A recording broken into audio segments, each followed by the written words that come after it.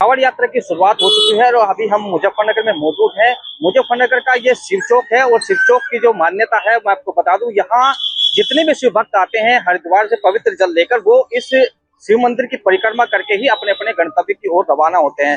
तो मुजफ्फरनगर में कांवड़ यात्रा का जो है पहला पड़ाव होता है, तो यहाँ पर तैयारियां भी उसी हिसाब से होती हैं, क्योंकि बड़ा दबाव यहाँ पर शिव भक्तों का होता है। करोड़ों की संख्या में यहाँ शिव भक्त आते हैं और उनकी तैयारियों को लेकर जो है मुजफ्फरनगर के लोग जो है इस कांवड़ यात्रा को एक उत्सव की तरह मनाते हैं। तो मुजफ्फरनगर में जो तैयारियां हैं, कांवड़ शिविर जो लगाए जाते हैं उनकी तैयारियां युद्ध स्तर पर चल रही हैं। जो चिकित्सा शिविर है उनकी तैयारियां जो है युद्ध स्तर पर चल रही है। और जो पुलिस प्रशासन की जो तैयारियां होती हैं, मुजफ्फरनगर का जो कांवड़ यात्रा का जो मार्ग है उसका पूरी तरह से सीसीटीवी से सर्विलांस से पूरी तरह से लैस कर दिया गया है।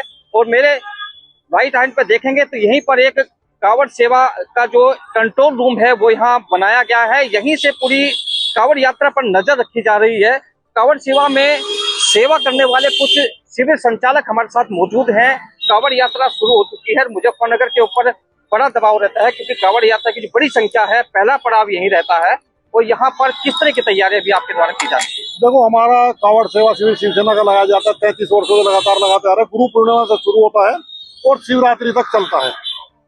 अनेकों बार ऐसा देखने को मिलता है यहाँ पे कि कुछ कांवड़ियों के देश में हुड़दंगे आ जाते हैं।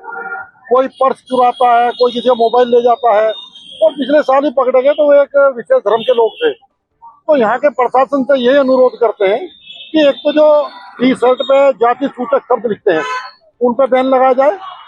कुछ झंडे लेके, यात्रा हमारी भगवा है, भगवा झंडा ही उसमें चलना चाहिए। तो मैं प्रशासन से और समस्त हिंदू संगठनों से हाथ जोड़ करके नर्म निवेदन करता हूँ कि इस बार केवल भगवा झंडे, भगवा टी शर्ट, किसी भी जाति सूचक टी शर्ट या गाने ना चले, तो इससे हमारी पवित्र यात्रा पर प्रभाव पड़ता है और अन्य धर्म के लोग उसकी खिल्ली उड़ाते हैं।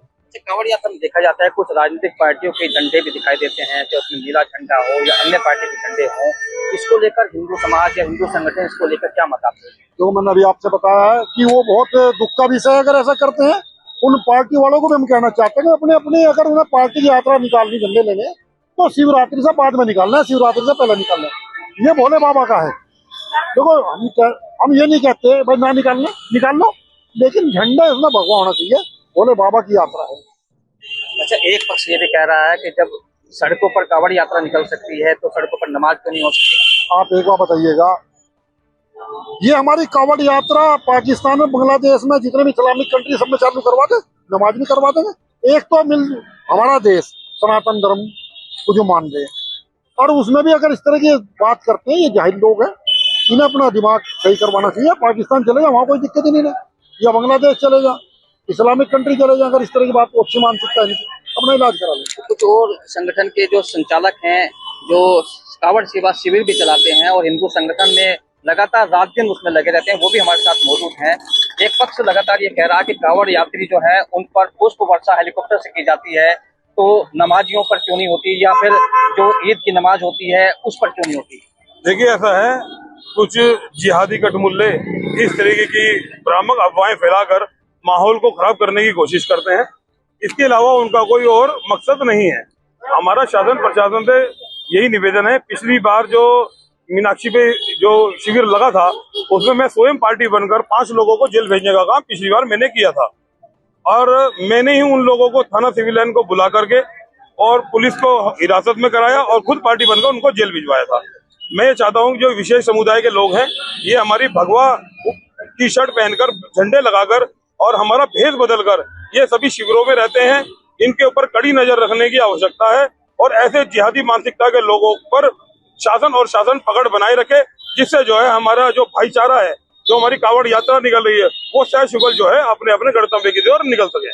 कांवड़ यात्रा में देखा गया है कुछ झंडे जो है किसी राजनीतिक पार्टी के झंडे या किसी संगठन के झंडे वो भी दिखाई देते हैं। उसको लेकर कहीं ना कहीं एक विरोध भी दर्ज होता है और लोगों में एक नाराजगी भी उससे उत्पन्न होती है। उसके लिए क्या कहें? देखिए, मैं यही कहना चाहता हूँ, जैसे कि बिट्टू भाई ने कहा है कि ये भगवा में रंगा हुआ कांवड़ का जो माहौल है, जो यात्रा है, वो भगवा ही होनी चाहिए। वो किसी भी राजनीतिक धर्म से हो, किसी भी पार्टी से हो, किसी भी समुदाय से हो, किसी भी संगठन से हो, हमें कोई आपत्ति नहीं है।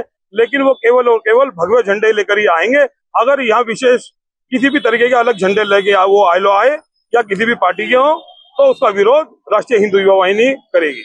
मुजफ्फरनगर जो है कांवड़ यात्रा का जो पहला पड़ाव जो होता है हरिद्वार के बाद पहला पड़ाव मुजफ्फरनगर होता है, तो शिव भक्तों का दबाव यहाँ इतना होता है कि संख्या इतना बल इतना ज्यादा हो जाता है, तो किस तरह की तैयारी है? क्योंकि यहाँ देखा जाता है कि पूरा शहर जो है इस कांवड़ यात्रा को उत्सव की तरह मनाता है, किस तरह की तैयारी है? देखिए, पूरा शहर ही नहीं, मैं ये कह रहा हूँ हरिद्वार से लेकर जहाँ तक गंतव्य, जहाँ तक लोग आते हैं वहाँ पे एक उत्साह का माहौल होता है।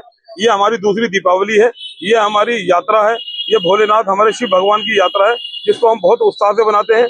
और जो हमारी तैयारी है वो हर साल की तरह बढ़ती है। हम युद्ध स्तर पे अपनी तैयारी कर रहे हैं, कहीं हमारे शिविर लग रहे हैं, कहीं हमारे व्यवस्था हो रही है। सभी हमारे राष्ट्रीय हिंदू युवा वाहिनी के सभी कार्यकर्ता, सभी पदाधिकारी शिविरों में रहते हैं, अपने अपने घर पे नहीं जाते। वो केवल और केवल 10 दिन के लिए वो जो है अपने घर को त्याग कर करके जो है कांवड़ यात्रा में कार्य करते हैं। वो हमारे साथ मौजूद हैं। मुजफ्फरनगर में जो है कांवड़ यात्रा की शुरुआत हो ही चुकी है और मुजफ्फरनगर जो है कांवड़ यात्रा का पहला पड़ाव होता है। हरिद्वार से निकलने के बाद कांवड़ यात्री जो सबसे पहले मुजफ्फरनगर में विश्राम करते हैं, यही ऐसा माना जाता है कि यहीं पर सबसे ज्यादा उनको सुख सुविधाएं जो है मुजफ्फरनगर में ही प्राप्त होती हैं। किस तरह की व्यवस्थाएं आपकी तरफ से भी, क्योंकि आप एक लंबे समय से संचालन कर रहे हैं कांवड़ सेवा शिविर का? देखो, शिवसेना जनपद लक्ष्मी नगर के अंदर गुरु पूर्णिमा से शिविर प्रारंभ करती है और शिवरात्रि तक चलाती है। और इसमें सभी भोलों का रहने का, खाने का, पीने का सब व्यवस्था निःशुल्क होती है। ये व्यापारियों के द्वारा जितना भी इकट्ठा दान होता है उसमें लगाया जाता है और भोले बाबा की यात्रा में बढ़ चढ़ करके सभी शिवसैनिक हिस्सा लेते हैं। तो मुजफ्फरनगर में जो है कांवड़ यात्रा का जो पूरा दबाव है मुजफ्फरनगर के ऊपर होता है और मुजफ्फरनगर के शहरवासी हैं इसको कांवड़ यात्रा को उत्सव की तरह मनाते हैं। किस तरह का माहौल अभी मुजफ्फरनगर में है? तो अभी कांवड़ यात्रा तो अगर देखी जाए तो 29 तारीख से ही गुरु पूर्णिमा से स्टार्ट होते हैं, लेकिन अभी कुछ श्रद्धालु पहले जो दूर के निकल रहे हैं। और ये एक हृदय स्थली हमारी शिव चौक की है। जितने भी कांवड़ी होंगे कि परिक्रमा करके निकलते हैं यहाँ से और सभी उसको एक त्योहार के रूप में मनाते हैं। इधर कांवड़ चलती है, सभी का सहयोग रहता है, चाहे कोई व्यापारी हो, किसान हो, मजदूर हो, यहाँ तक कि जो हमारे पत्रकार भाई हैं वे रात दिन एक कर देते हैं। रात को 3-3, 4-4 बजे भी इसकी यानी कि अपने फोटो लेते हैं। सभी का बहुत अच्छा सहयोग।